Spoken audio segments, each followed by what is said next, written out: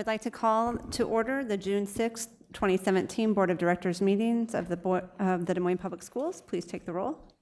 Ms. Boson? Here. Natasha Newcomb? Here. Ms. Langford? Here. Ms. Caldwell-Johnson? Ms. Ellsburn? Here.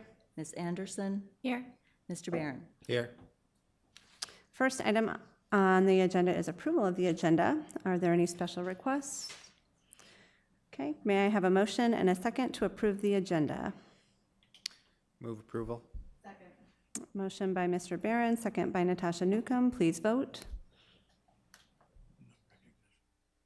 Thank you. Motion passes 6-0. Next item on the agenda is approval of the minutes. May I have a motion and a second to approve the May 16, 2017 minutes? Move approval.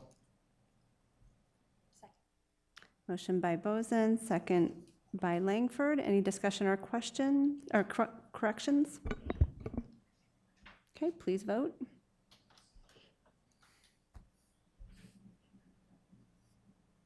Okay, motion passes 5-0, one abstaining. No district recognitions tonight. Next item is consent items. We allow any person the opportunity to speak to the board for 5 minutes following the presentation of an agenda item. If anyone wishes to speak to an agenda item, please go to the information table to sign up. Remarks must be germane to the agenda, and we ask that you avoid reference to personalities and character attacks, as those types of comments serve no productive purpose. As a reminder to the board and public, the board will not engage in discussion or deliberation with the speaker regarding comments made to agenda items. Discussion and deliberation will remain among the board members at the board table, with speakers' comments informing said discussion, deliberation, and determination as deemed necessary. We appreciate your input. Ms. Boson, would you please make the motion for consent items? I move that the board approve the consent items in accordance with the recommendation action for each item on the consent agenda, including bills previously authorized, certified, and approved for payment by the board secretary in the amount of $9,703,837.06, and procurement card transactions in the amount of $820,767.36. Okay, is there a second? A second. Okay, motion by Boson, second by Anderson. Any discussion? Please vote.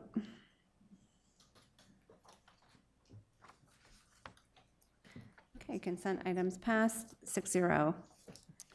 Next item is E1, Cash Flow and Investments Policy, Series 700 Review. Dr. Ahart, would you please introduce the item?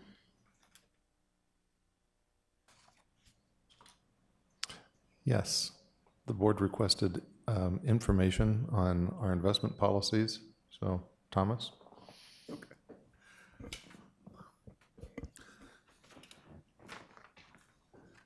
This is a policy that has been in place, I think, forever. I think probably, and every so often we bring it up annually, bring it up for review. I just want to point out that there were no material changes in it. The only material change you would notice if you look at the old one, it's management limitation 2.3. We changed it to 2.4 because we renumbered our management limitations. The other thing I will just point out real quickly here is this is more of a compliance issue. We are required by, compelled by state law to have a policy like this in terms of to make sure and ensure that the district funds are invested prudently. And so when you look at that additional information, which is a slide presentation of what makes up the investment portfolio, you would notice that there's not one item out there that goes beyond 300 days or a full year. We just don't have the ability to invest in all those things you read about in the paper, and people get in trouble for. So it's really about, it's really what I call the prudent person rule. We really don't take any risks whatsoever with the district's money. The other thing I would say about the document, it does, the policy is, considered to be best practice according to the GFOA. Because it spells out who, what, when, where, and how, and what we can invest in. And it's also been reviewed by Allers, basically, to make sure that we haven't, if there's been any changes in state code, we didn't miss those, so. Questions, comments, or? Anybody? Thank you. Thank you. We have a motion and a second to approve the cash flow and investments policy, Series 700. I'll move approval. Second. Okay. Motion by Boson, second by Barron. Please vote. Motion passes 6-0. Next item, E1, legislative briefing. Superintendent Ahart, I'll turn it over to you. All right, Tim will bring up the PowerPoint. This is not a fancy PowerPoint. It's, the intent is really to talk about legislative action that's taken place at the State House and to a lesser degree at the federal level that will impact us. So I'd start with the more simple item to address, which is federal legislative action. There has not been much substantive action yet. I think the biggest effect that we've felt is really a pushing in of the clutch on the implementation of ESSA. So all of the rules that were finally passed, many of them were, at least the ones that were most impactful for us, were rescinded by the USDE immediately before the Trump administration took office. And we really don't know where that stands right now. I'll have a state ESSA plan meeting coming up here in the very near future, where at this point we're really just going to make sure everybody's still on the same page and continue to tread water until we get further guidance from the U.S. Department of Education. What is of immediate concern is potential Medicaid cuts. Although that's not, people don't think of that as an educational issue in Des Moines. It is a significant issue. It's something that we've worked really hard to do a more effective job of billing Medicaid so that we're providing timely and necessary services for particularly some of our disadvantaged students. And we have the equivalent of about 37 full-time staff that are paid with Medicaid funds, and the services that are provided to literally hundreds and hundreds of students on a day-to-day basis are necessary services, and they're most efficiently delivered, to be honest with you, through the school system. So we're going to have to, and I'm not sure what our response is going to be if indeed we do lose those Medicaid dollars, the ability to bill for those Medicaid dollars. Today, I wrote a letter to Senators Ernst and Grassley explaining the issue and why it's very important for Des Moines schools to not have a reduction in accessibility to Medicaid. And you know, I invite anyone, it's really a Senate issue right now, as much as we can lean on our delegation from Iowa to understand the issue from the Des Moines perspective and to make sure that appropriate action is taken, and inappropriate action, I guess, is not taken, is probably a better way to say it. It's really important. The Trump administration has made some relatively vague proposals about redirecting federal dollars that go into education to vouchers or some voucher type program. However, that doesn't look as though it's going to materialize in the near future. The biggest impact budget-wise from a strictly education sense has been what we anticipate to be about a 10% reduction in title funds, which is, and special ed funds, which is really all we do get from the federal government. And our understanding is that reduction is happening in multiple departments so that those dollars can be redirected to defense spending. So that's about all. State level, there are from my determination, about 7 different legislative actions that passed this past session that have a direct impact on public schools. Some are not particularly impactful, some are much more impactful, and some are specific to Des Moines Public Schools. The first is House File 566, which changes when school board elections are held. Very exciting.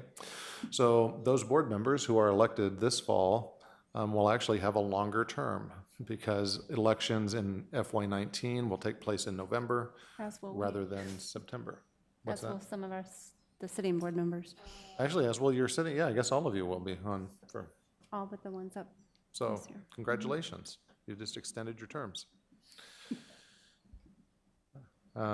There are also, in that bill, there's also some changes to regulations around special elections like bond referendums and so forth, but nothing too splashy.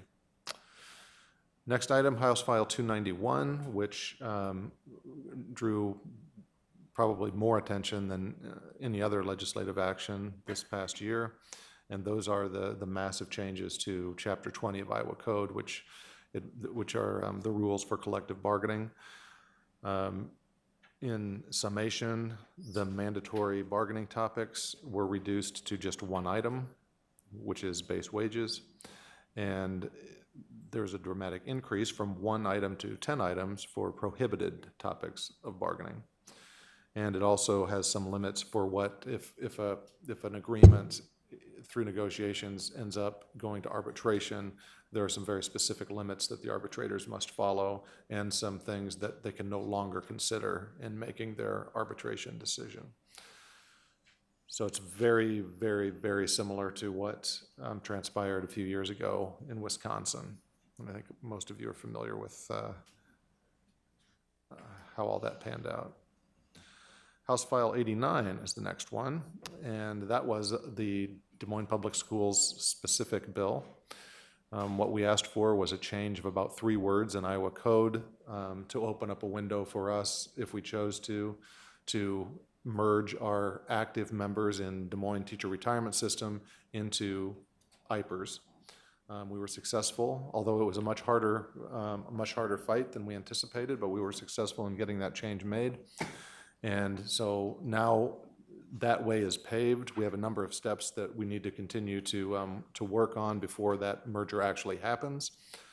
But if that is successful, and we anticipate it being successful, we'll have about 420 current employees who are in the Des Moines Teacher Retirement System who will then be transferred to IPERS, and that will have a dramatic positive impact on their retirement. And it lets Des Moines Public Schools get out of the pension business, which is just one more thing that we can take off the plate to help us focus on job 1, which is providing the best education we can for our students. And currently, our plans are to have that merger complete before the end of fiscal year 18. Next item, House File 565, which creates a flexibility spending account into which districts can put dollars that were not expended for their original categorical purpose. So at the close of a fiscal year, let's pretend like we had leftover money in our dropout prevention and at-risk funds. We could, by board action, take those remaining funds and transfer them into this flexibility account, and then we could use it for any general fund purpose. It includes most of the categorical funds. It does specifically exclude gifted and talented. We're not allowed to take money from unexpended dollars from a gifted and talented account and redirect that for other purposes. And the transfers may not happen until FY19. So we aren't able to do anything for fiscal year 18. I appreciate this flexibility.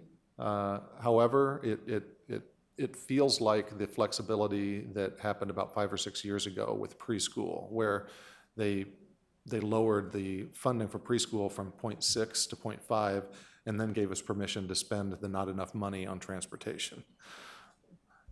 So when we're getting 1.1% supplemental state aid, the idea that you're going to have excess dollars in accounts to redirect to a more important purpose or a more targeted purpose is doesn't really comport with reality. However, it's on the books now, and it does give us potentially some additional flexibility to solve some problems. House File 573 is, they call it the Home Rule Bill.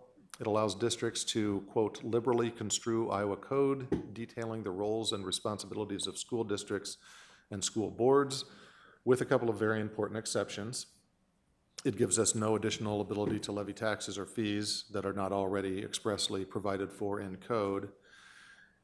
And so I kind of call it a hybrid between Dillon's rule and home rule. So Dillon's rule is the concept that that public schools have only the ability to do what is expressly provided for in the law. So it's only legal if the law specifically says it's legal, and that's a narrow interpretation of code. And so I don't know how much this is going to be helpful to us. We're beginning to have conversations about, because part of this is about taking down those mental structures that have gotten into place after working in this business under these rules for a long time. So we'll be looking for ways that we can more creatively operate within the current code with this really important distinction, going to home rule instead of Dillon's rule. House File 564 expands acceptable uses of professional development at risk and preschool categorical funds, and this particular bill deserves a shout out to our board and to our CLAT committee. This is not what we were initially going after, but we would not have gotten this had that effort not been made, and so it is a very important recognition that we have great needs, and especially in preschool. This started out as a preschool discussion, but it got rolled in with at-risk and professional development acceptable uses. And it allows for transfer of general fund dollars to student activity accounts for the purpose of purchasing safety equipment. Now, that doesn't sound like a major thing, but in what felt to Thomas and me like a random move, was it 2 years ago? Yes. The state gave us guidance that said we could no longer purchase equipment for activities with general fund. We had to use student activities accounts. And as you know, in Des Moines, we fund our activities a little bit differently because we don't have the ability to have hundreds and hundreds of dollars of fees being paid by all of our families. So we approach how we do that a little bit differently. And you'll notice, I think it was on tonight's agenda, there was a mass contract for some athletic equipment. We've gotten pretty smart about doing shared buying among all of our schools, so we can take advantage of our size. So anyway, this now allows us to take money in our general fund, put it into the activity account, and then spend it on these recently prohibited purchases. So you could think of that as a fix. And supplemental state aid at 1.11% for FY18. Abysmal. And that is my legislative wrap-up for FY18. Board, any questions or comments? Just thanks for putting it together and putting it all together so you can really see how it's going to impact and what the potential, especially on the federal, that Medicaid, that when you talk to people about, they really don't understand how impactful it will be for us. So it's, again, getting a hold of our senators. Yeah, another piece of this is under IDEA, there are some things that we're required, some services we're required to provide that really no other entity is required to provide. But we don't get any funding for those services. A lot of these are medically related services to students with special physical needs.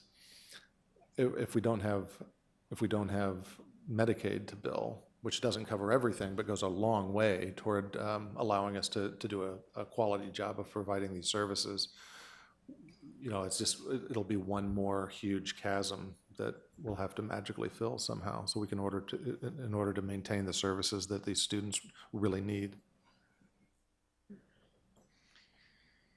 Anyone else? Mr. Barron? I do appreciate the presentation and note the activity that the district has generated up there and how it's paying dividends for us. It's great to see, and I think appropriate recognition is due to the CLAT and for how well they represent our interests up there and how actively they are representing our interests up there.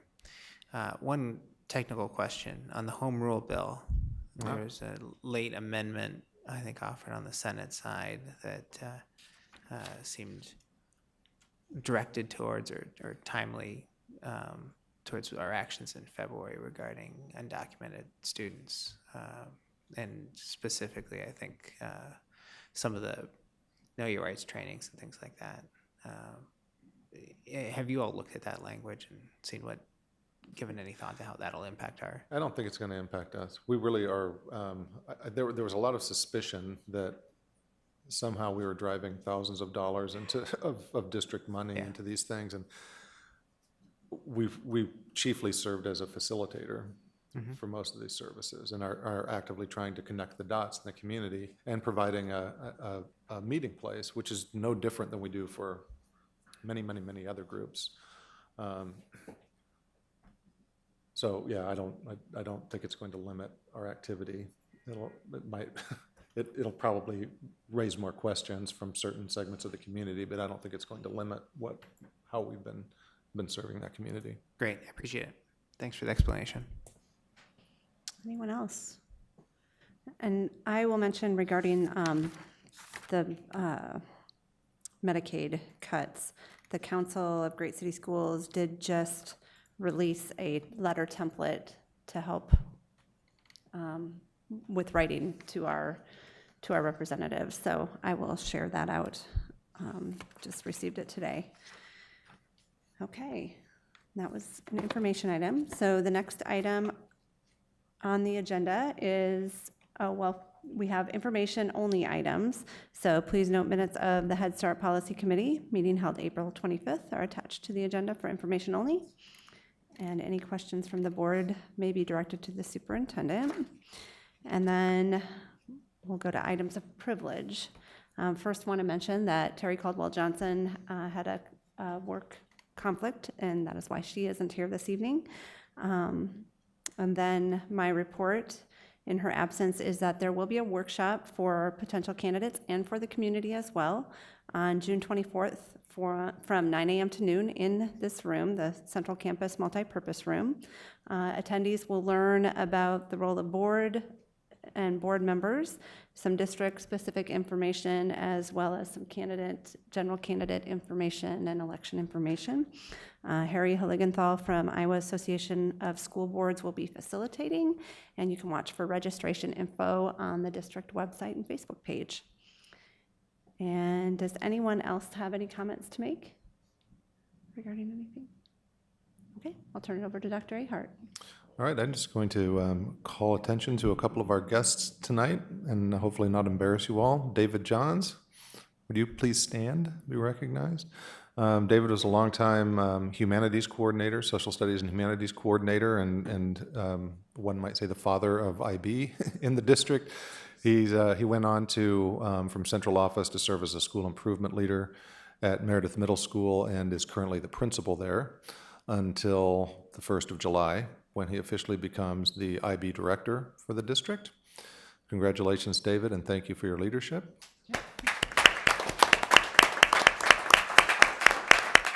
And Mr. Victor Coleman. Victor has spent most of his career in Des Moines at Meredith in one capacity or other. He did have a brief stop at North and then couldn't help himself and came back to Meredith. He's been serving as vice principal under David's leadership, and he is officially starting July 1st as our new principal at Meredith Middle School. Congratulations, Victor, and thank you for your leadership. And that is all I have. All right, thank you. And with no other business, I'll adjourn the regular meeting of the board for June 6th, 2017.